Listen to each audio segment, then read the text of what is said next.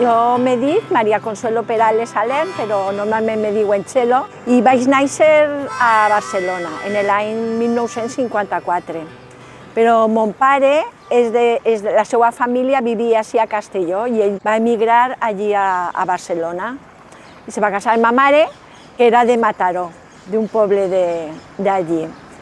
I no res, durant els primers 11 anys de la meva vida vaig viure allí a Barcelona. Jo me'n recordo que el dia que vaig deixar Barcelona, com que vaig plorar i tot, no?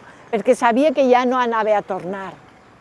I me vaig vindre amb mon pare en la Vespa i van vindre així a viure a Castelló. Però tinc que dir-te que des que vaig néixer, totes les vacances del meu pare les veníem així a passar a Castelló, sempre, els tres. I vaig vindre així, vam estar vivint en casa de ma abuela. Ma abuela viu, antes li dien la carretera Alcora, però ara és l'avenida Alcora número 81. La meva infantesa, sobretot ahir, me va agradar molt, perquè estàvem sempre al carrer, encara que passava la carretera, estàvem sempre al carrer. I n'hi havia com unes aceres, no eren aceres, era un tros de carrer, i n'hi havia uns plataneros que eren enormes, i allí pues, jugàvem, tenien que agranar tots els dies les fulles que caïen, i després els dissabtes per la nit se reunien en el front de casa de ma abuela, estava la abuela se deia Felisa, però allí estava la senyora Anita, estava la senyora Avelina, la senyora Pasquala, la Elvira, i se reuníem allí per fer per la nit, si era hivern, bueno, si era hivern no, era més bé cap a l'estiu. La senyora Anita feia figues albardaes. Nosaltres, els nanos, mon anàvem per allí darrere, perquè estan uns macers per el camí vell de l'Alcora, mon anàvem a la fàbrica de xel de Belmonte. I compràvem el xel, el portàvem allí i feien una xelaora. I allí estàvem, dale que te pego. Després estàvem allí, la Pasqual, era un puesto que encara n'hi havia gent que cultivava. I me'n recordo, per exemple, d'una temporada que el senyor Cirilo tenia allí de les panolles de panís, les closques i ses de fora, i és una planta baixa i en el terrat, i mos tiràvem del terrat a les panolles. Vamos, és que mos ho passàvem molt bé. I això eren quasi totes les nits. I ahir, quan vaig tornar de Barcelona, teníem 11 anys, vaig anar a l'escola que n'hi havia en aquest moment en el barri, la Jaume I, i vaig estar un any o aixina. I en aquesta escola, pues claro, les nenes estàvem a un costat i els nens encara estaven a l'altre. Entonces, enfront, a l'altra banda de la carretera de la Nacional 340, pues n'hi havia una escola que ara és més gran i això se deia Izquierdo. I era un maset. Era un maset i tenien 2 o 3 habitacions i ahí donàvem les classes. Hi havia 2 opcions. O bé podies fer batxiller o si no se feia el secretariat, que anaves a València, el secretariat era taquigrafia, mecanografia i tot coses aixina. Però com al principi jo estava en una classe on estaven els de batxiller i veia que era molt de rotllo, i vaig dir a ma mare, mira, mamà, jo estudiar, si vols que estudie, però batxiller no, per favor. I entonces l'altra opció que n'hi havia era aquesta. Però al estar allí, quan tenia 12 o 13 anys, se van enterar una tia meua de que n'hi havia unes beques i mos van fer un examen.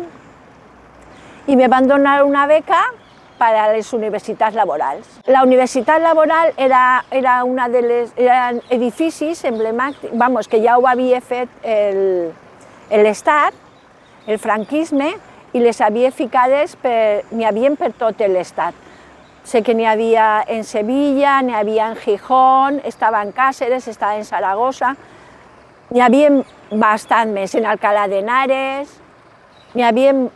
Però totes aquestes, totes eren de xics, menys n'hi havia 2 que eren la de Càceres i la de Saragossa, que només eren de xiques. Normalment era una qüestió social de gent que no tenia molts recursos, però dintre d'això sempre també estava el favoritisme perquè n'hi havia, jo m'he trobat estudiant a gent que les seues famílies tenien prou possibilitats, però estaven ahí, sempre n'hi ha. De fet, així en Castelló només n'hi havia, se veu que només se van presentar dos, i era la meva cosina i jo. I a la meva cosina li la van donar la beca en seguida i a mi, com que no me contestaven. I després mos van dir que és que ells se l'havien reservat per si de cas tenien algun compromís. Hi havia una selecció, de fet, el meu curs se deia Orientació i Selecció. I tenies tres coses. Estava enfocat al món laboral de les necessitats que en aquest moment l'Estat necessitava. O sigui, pues, ajudant de laboratori, era delineació i era confecció, cort i confecció. Ahí vaig veure jo les primeres màquines d'estes de tallar i tot així. I no res, vaig estar allà un any i a mi me van seleccionar per a fer delineant. I entonces això se fa en la Universitat de Saragossa. Tu dies, a tu te donava noció a dir lo que més t'agradava. A mi, per exemple, m'agradava ajudant del laboratori, però, clar, en ma vida havia donat física i química i el primer trimestre fatal, un 1 o un 2, una cosa així, però després m'agradava. Però, en canvi, lo del dibuix se veu que se me donava millor i van dir, pues tu, pa d'això.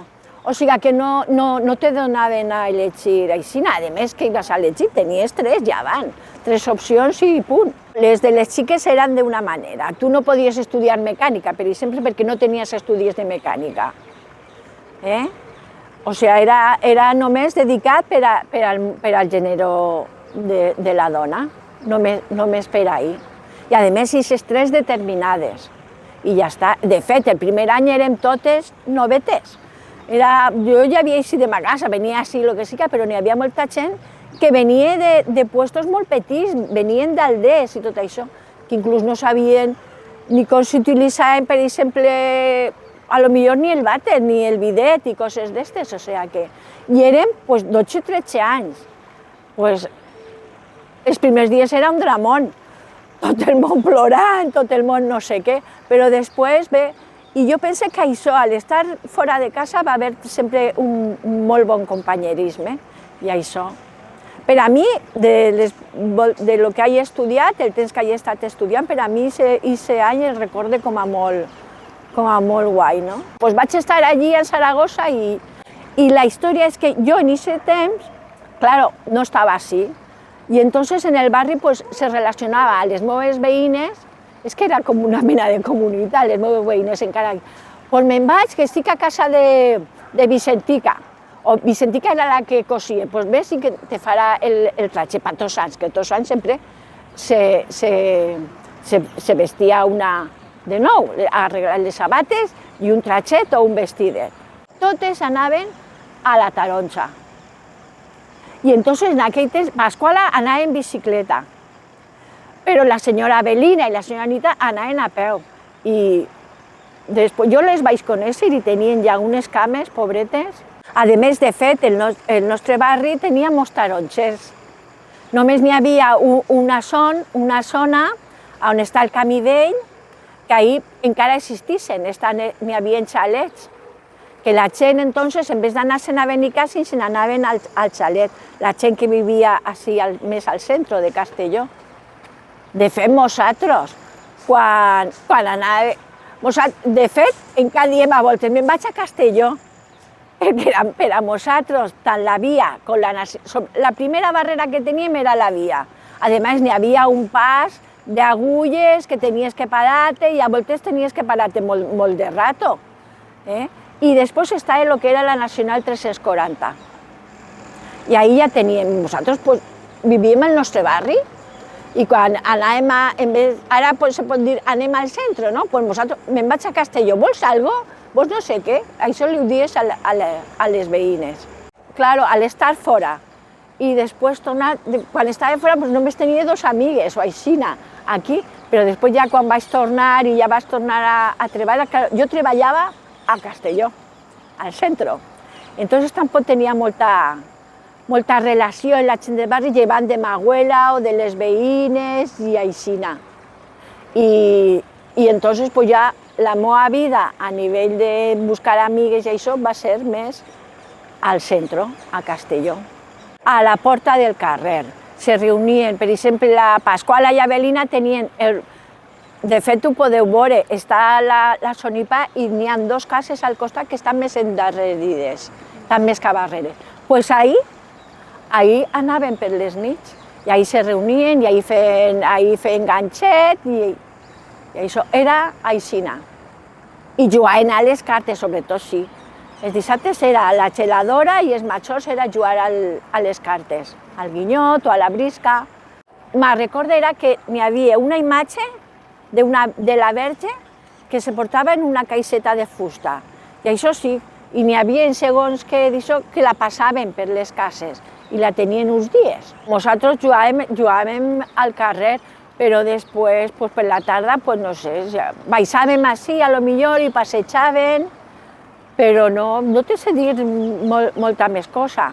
O tenien nòvio, que tenien ja, entonces en aquella època, no sé si ara és igual, però és una cosa que me crida molt l'atenció a mi, me va cridar, que de ben jovenats tenien nòvio i enseguida el portaven a casa. I era una cosa que jo sempre ho he vist així, com, no sé.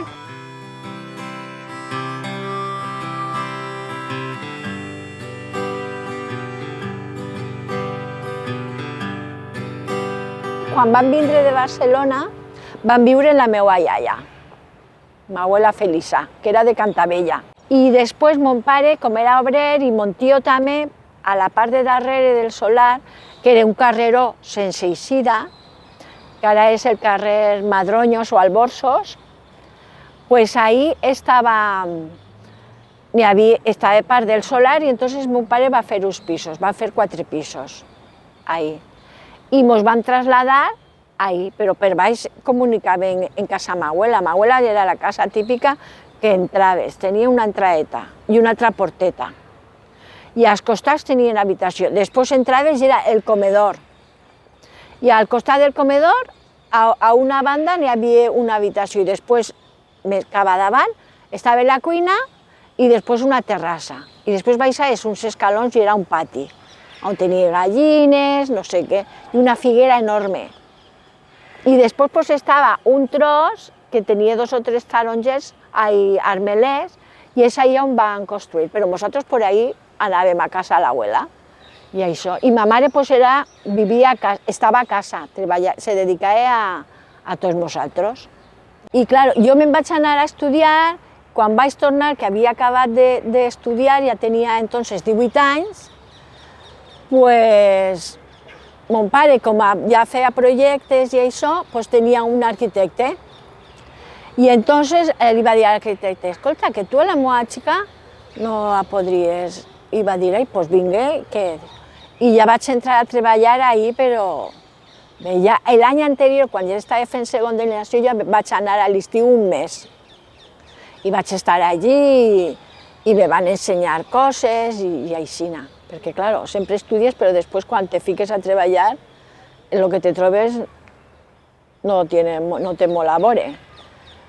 I després ja vaig començar a treballar i entonces, clar, ja no estava tant al barri, perquè jo treballava 8 hores.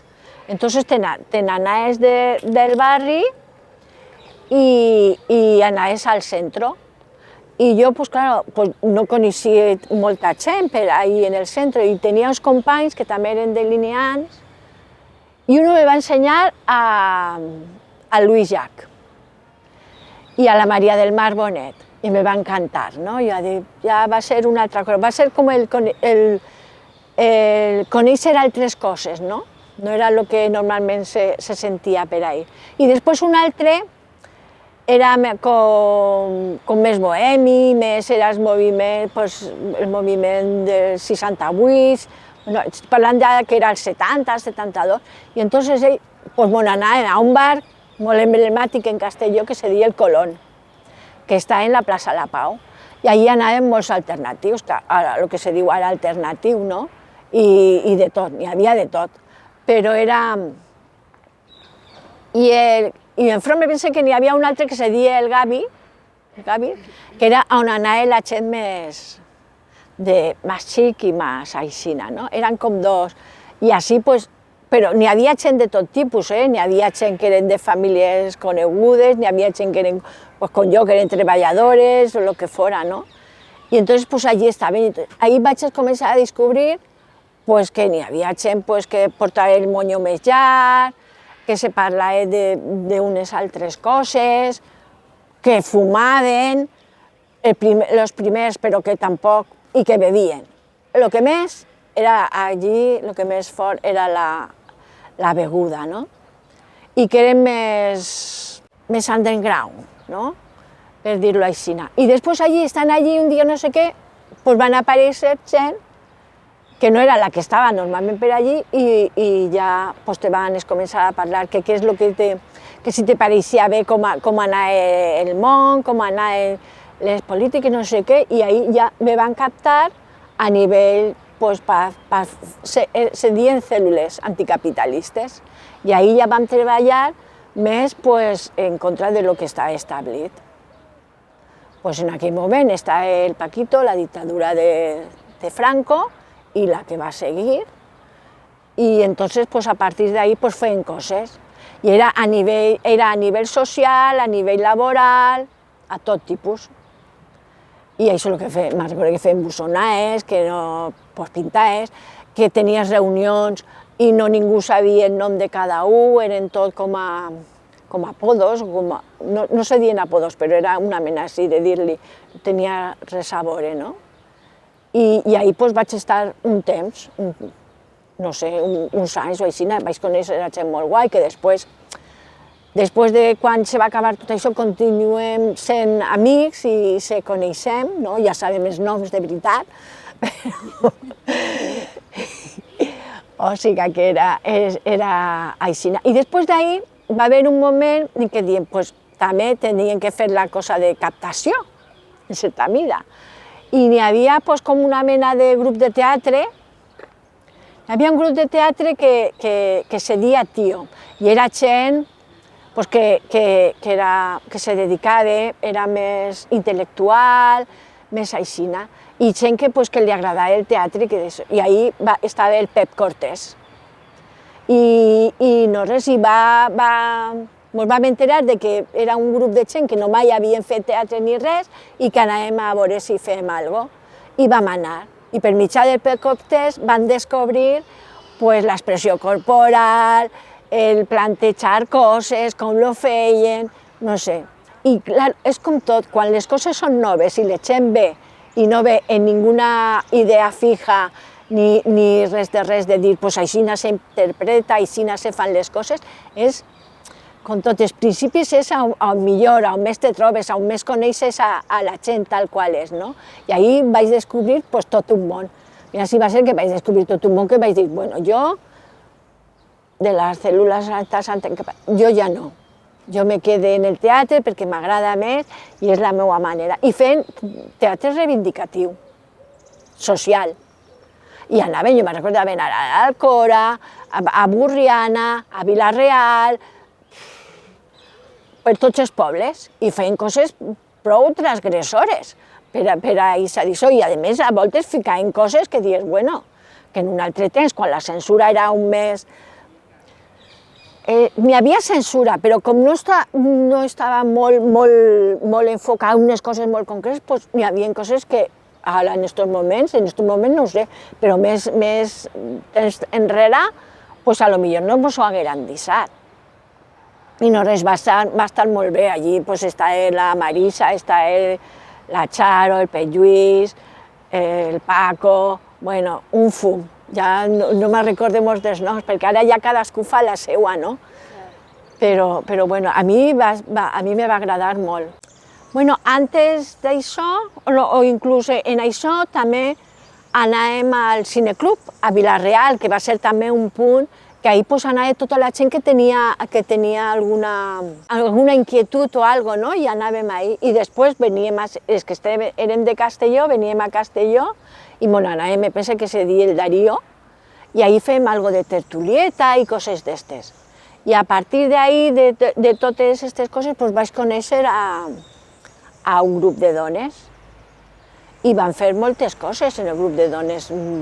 Home, les reivindicacions era que ens tenien que que tenien que fer els homes el mateix que nosaltres feien en casa, que nosaltres no eren les únics que tenien que fer les coses de casa. Després, en el treball, pues, el mateix que se demana ara, el mateix diners tant l'home com per a la dona, i que jo, pues, en la medida que podia, dintre de la diferència que a nivell físic tinguem com a home i com a dona, a nivell de força i de coses d'estes, pues jo procurava fer el mateix treball igual que els meus companys. I després, sobretot, conèixer el nostre cos, conèixer a nosaltres mateixes, i reivindicàvem que dintre de conèixer el nostre cos, que nosaltres érem els que teníem que decidir què és el que volíem en el nostre cos. Nosaltres érem partidaris de l'avort, o sigui, de la llibertat. Nosaltres no és que vulguis avortar, sinó és que estàs en una situació en la qual dius, és que no pot ser. I a voltes arriba a aquesta situació perquè antes no has tingut tota una educació en la qual te diguen com tens que relacionar-te. Que moltes voltes la relació no és aquí te pillo, aquí te mato i ja està, sinó que n'hi ha tot i que el teu cos era descobrir el teu cos a tots els nivells, no? I entonces, pues, ahí estàvem. De fet, nosaltres ens miràvem en l'espèculo, miràvem i li diem unes als altres a veure com era, no sé què. Recordo una vegada una anècdota que a una li van veure que tenia una rotxor, no n'eren moltes, com a molt seríem 10 com a molt o una cosa aixina.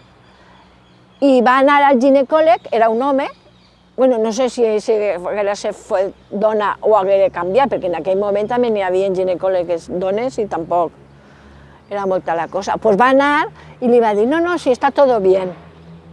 Y aquella dice, es que ahí no hay una cosa así como una cosa rojita. Y entonces el hombre se va a quedar ahí sin digo, ¿cómo sabe usted eso? Dice, es que nosotras nos miramos, bueno, la va a tratar de tot. En aquell moment pues, li dije tot i era que no sé què li va dir, mira, todos estos libros que hay aquí, todos estos libros me los he estudiado yo. ¿Y tú qué vas a saber? Aixina va ser. I ens van quedar a quadros, va dir, pues bueno, a tot això, totes aquestes coses eren com de tu a tu, del boca, i no te donaves molt aixina a conèixer.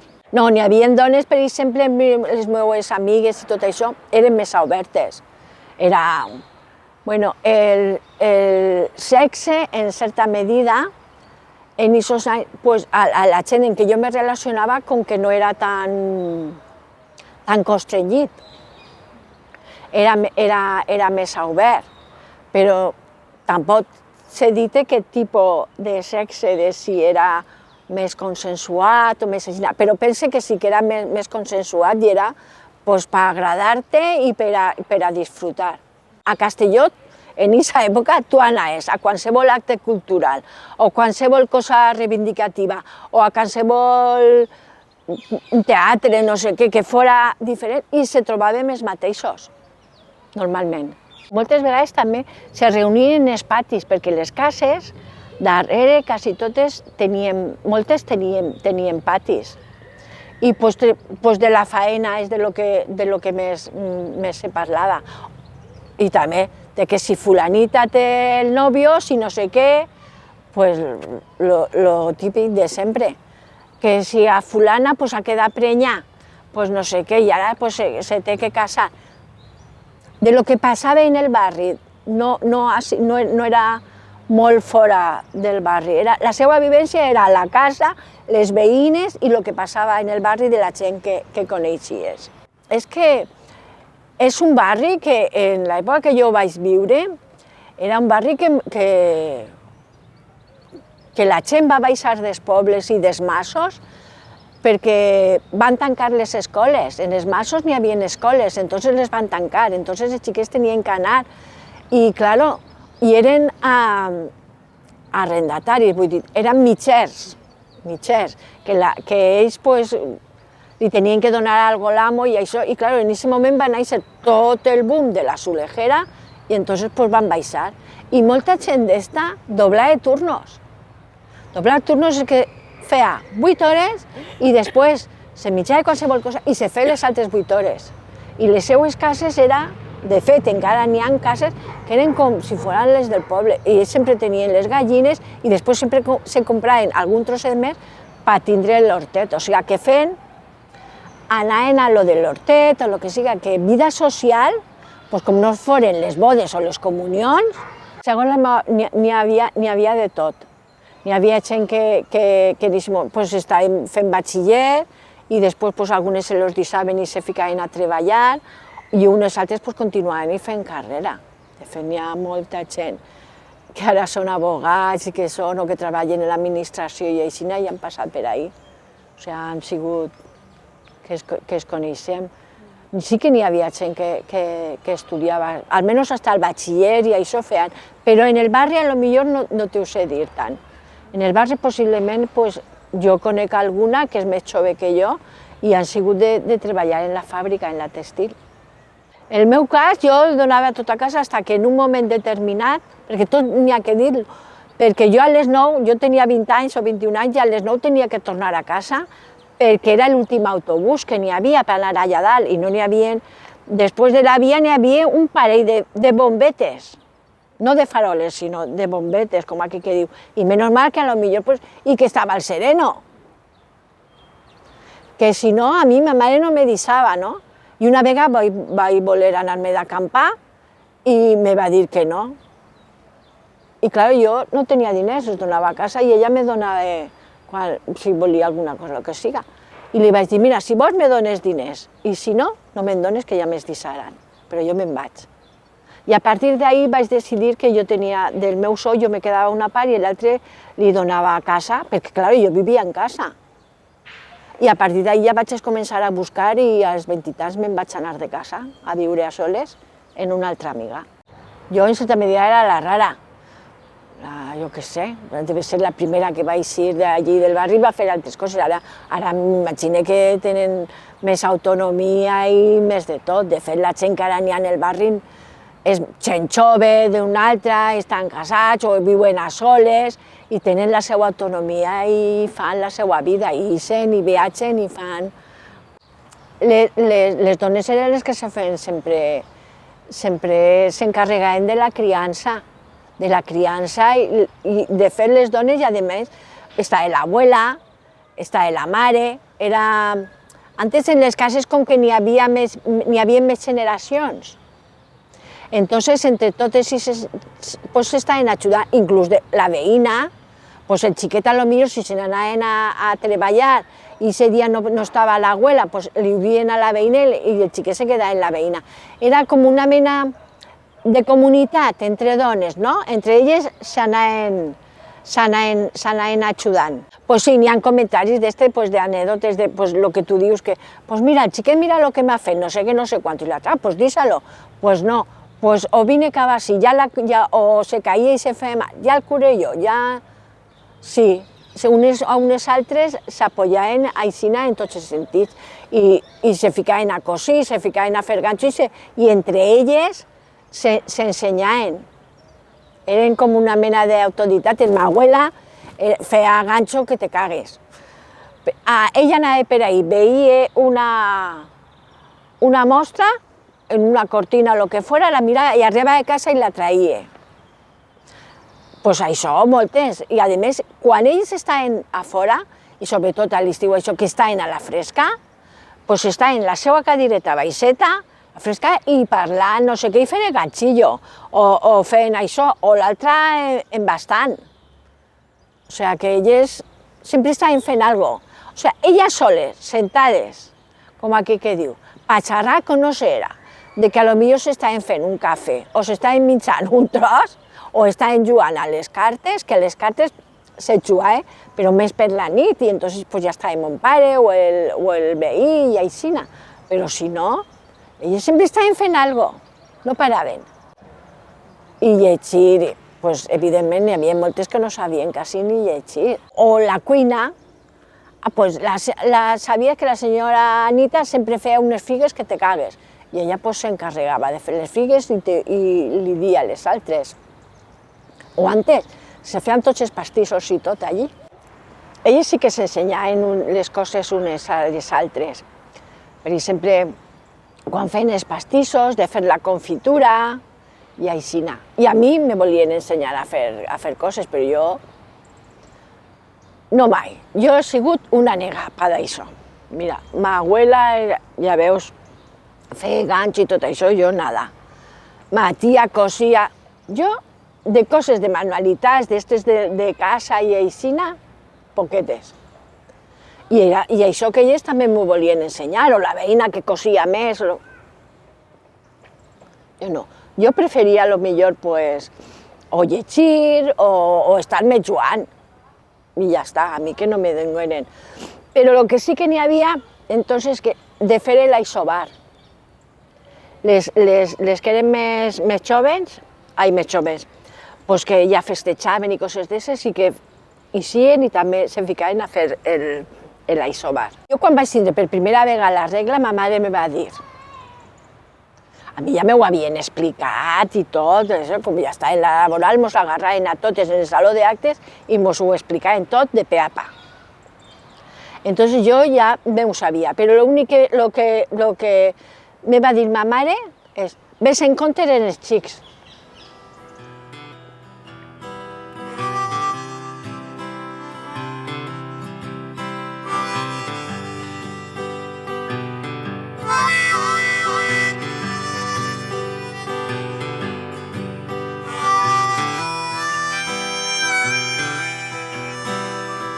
Després n'hi ha un moment que torne al barri, perquè mon pare mor i ma mare... Bueno, mon pare sí mor i se'n van del barri, entonces jo me quedo en la casa familiar, en el piso.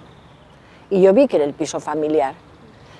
I entonces he vingut i ja he tingut a la meva xiqueta i com sí que he vist que estava molt jo fora del barri, la meva filla, evidentment, quan jo treballava igualment a fora, podria haver anat a fora a escola, però jo no, jo vaig decidir que volia que anara a l'escola del barri, perquè volia, en certa medida n'hi ha com una mancança de que no he viscut plenament en el barri, que he estat molt fora, i entonces jo volia que la meva filla se relacionara amb la gent que tinguera al seu voltant des de l'escola, des de ben petita. De fet, té companys que són des de que són parvulitos, i ara estan casats i tot, i tenen un grup d'aixòs del WhatsApp, hi ha uns en casa de compte.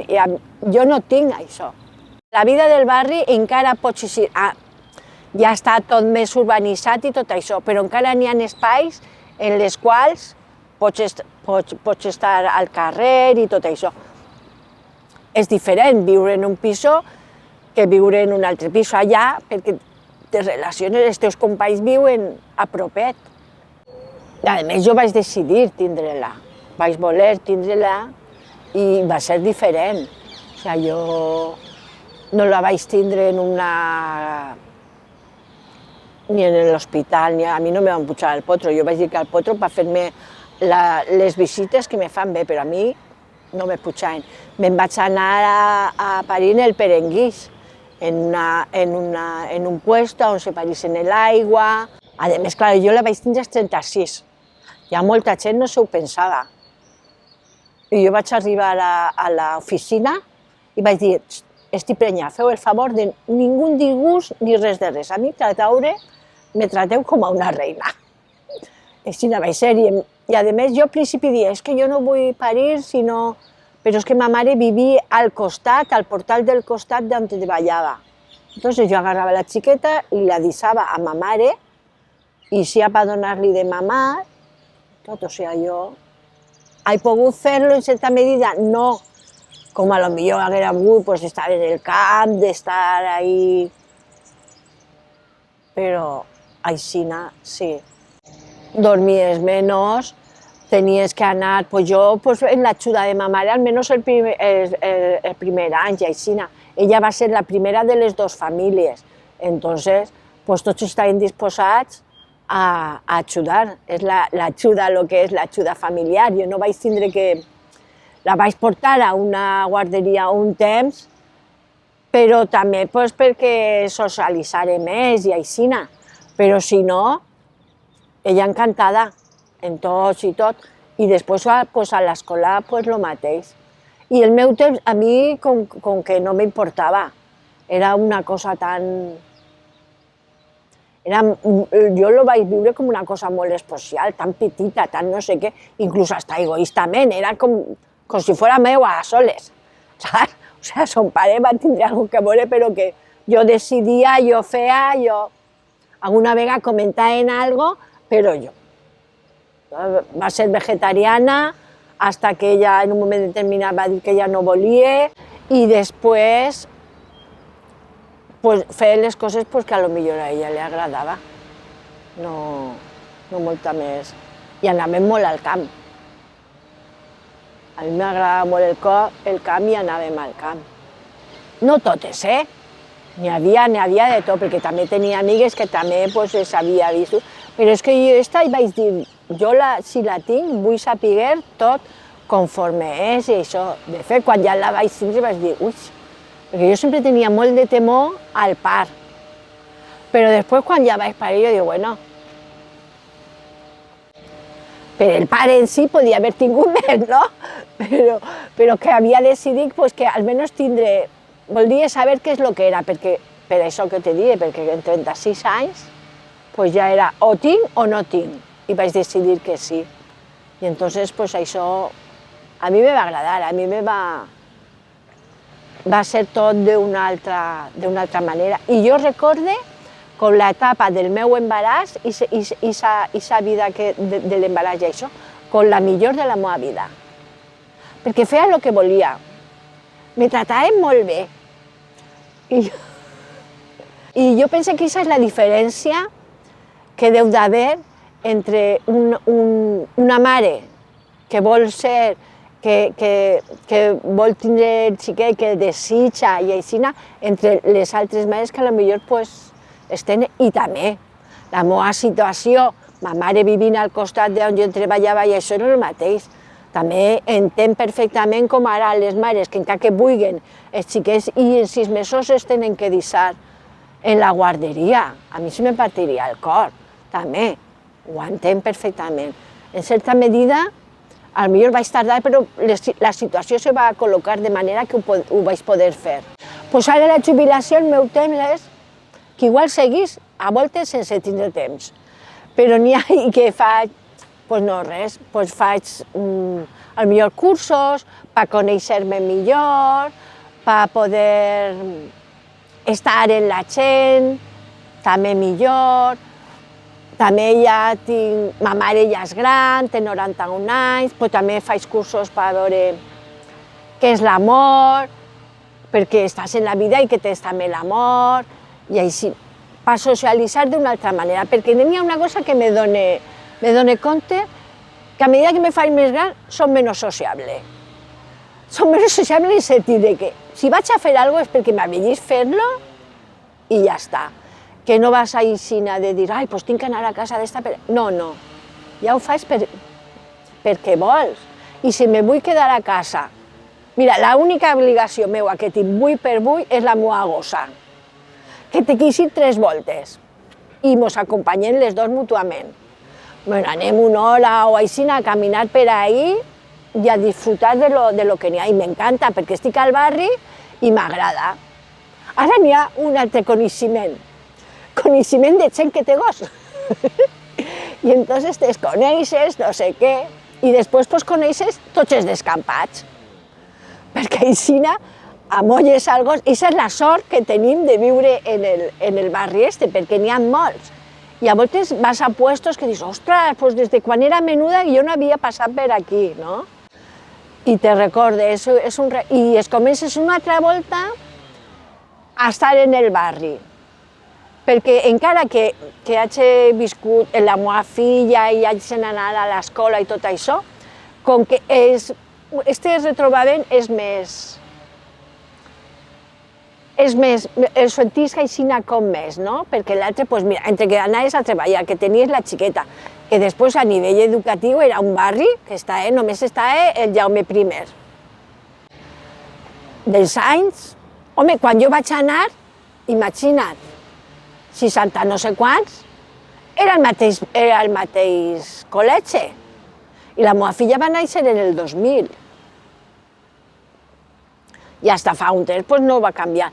Pues mira, de ficar-te a treballar en l'APA, de no sé què, de fer manifestacions, que en això el barri va contribuir, de fer manifestacions perquè se vam arrimar tots i van fer. Després van anar a l'institut, tampoc n'hi havia institut en el barri, com que vam anar allí al Tetuán 14, que era l'antic quarter de la Guàrdia Civil, i allí provisional. Ara ja el van fer així on era lo de l'Augi, però per fer-lo de l'Augi volien fer-lo en un solar que és molt de ruïdo, el que li passa al Matilde Salvador, que té un ruïdo en les classes que moltes vegades li han tingut que ficar cristalls diferents, els terra de la carretera, i no n'hi ha manera, i n'hi ha molt de ruïdo. Doncs ahí també ens volien col·locar aixina i també torna-li a reivindicar i això. O sigui que... I la meva filla, el que és tota la primària i tota la secundària, ha estat provisional. L'únic que va tindre fijo va ser la universitat. Lo demés tot provisional. Entonces, en esa medida, lo que te dic, com era i què és el que ha passat en el barri, que ha tingut moltes mancances. Ara ja n'hi té menys, però... I són totes a raïs de quan volen obrir el barri, de fer tota la a raïs de la universitat, de fer tot el barri universitari i tot això, i encara tenim tot lo del riu. Bueno, a mi me dona igual que n'hi hagi espais així més salvatges, com els descampats o la vora del riu, però, vamos, si els urbanitzen també serà bé. Però que a mi m'agrada molt aixina, és prou aixina salvatge, on pots anar molt per ahí, descobrir, sí. I jo és el que faig, i caminar, i anar així, anar-te d'excursió, el que siga, i després pues, anar-te'n al camp. Jo tinc una caseta molt xiconina i allí me'n vaig moltes vegades. I no tinc ni cobertura, ni aigua, ni llum. Ni aigua corrent ni llum, tinc unes làmpades en una plaqueta solar i en això m'apanye. I si no, tinc un candelabro en molts ciris. I ja està, però que no, i és el millor del món. El que veig que la meva amiga, en totes les coses que ha passat, pues ara toca pues, estar tranquil·la i tornar a aprendre, però d'una altra manera. M'agrada que n'hi hagi els espais del